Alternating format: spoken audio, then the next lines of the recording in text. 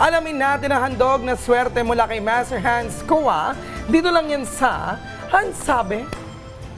Rise and shine mga ka-RSP, narito na po ang gabay, patnubay, palalaat, prediksyon ngayong araw ng July 8, Lunes. Happy Monday mula kay Master Hans Kua.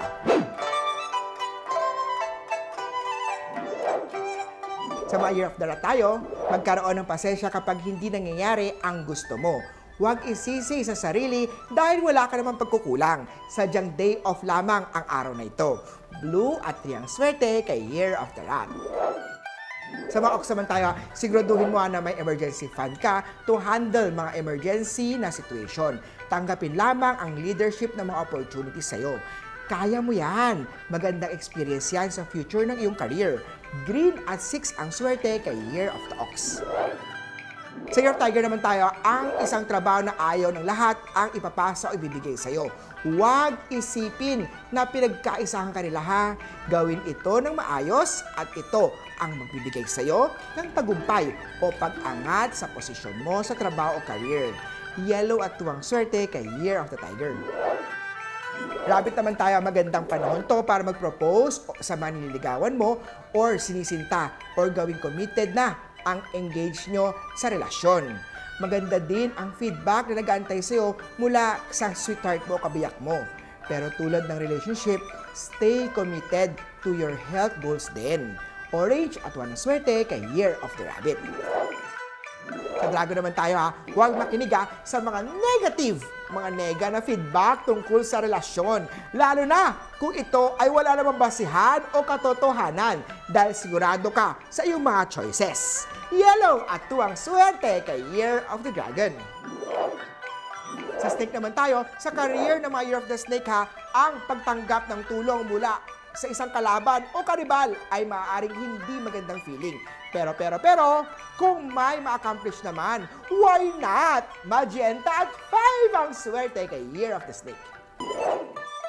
Para sa pinanganak ng Year of the Horse, isa na itong cliche na kasabihan. But, stop and smell the roses. Magdahan-dahan ka sa paglabay sa buhay para makita o makuha mo ang mga para sa'yo. Para naman sa masyadong busy dyan, sa mga pag-ibig, try and give love a chance. Wow! Violet at 9 ang swerte kay Year of the Horsey. Sa Goat naman tayo, kaya mo abutin ang financial stability kung matututo ka magtipid. Simple lang yan. Kung gusto mo makaipon, huwag kang gumastos sa hindi kailangan. Aqua at 2 ang swerte kay Year of the Goat. Monkey, ang year na to dapat umiwas sa mga monkey business. Pag-aralan muna ang legal o walang restriction ang mga gagawin ng negosyo. Peach at 2 ang swerte kay Year of the Monkey.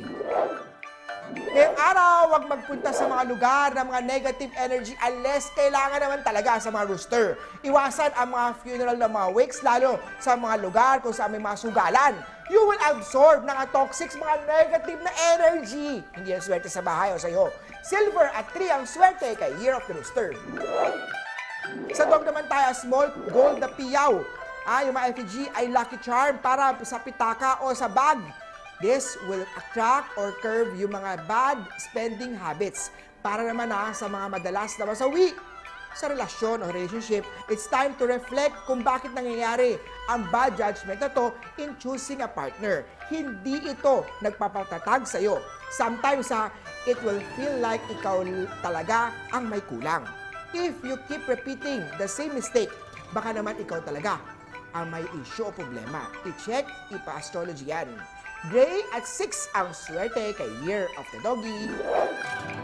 At sa Year of the Pig naman tayo, may dahilan ang iyong optimism. Pero huwag mong hayaan na ang confidence mo ang manaig sa'yo. Maglagay ng elephant na figurine malapit sa entrance ng tahanan to protect and attract good fortune, good luck. Silver at 3 ang swerte kay Year of the Piggy. Muli po, ito po yung mga gabay, patnubay, paalala at prediksyon lamang ni Master Hans Kua. Nasa inyong mga kamay, nasa lalay ang inyong tagumpay. Kaya always stay positive at i-claim natin ang mga suwerte mga ka-RSP.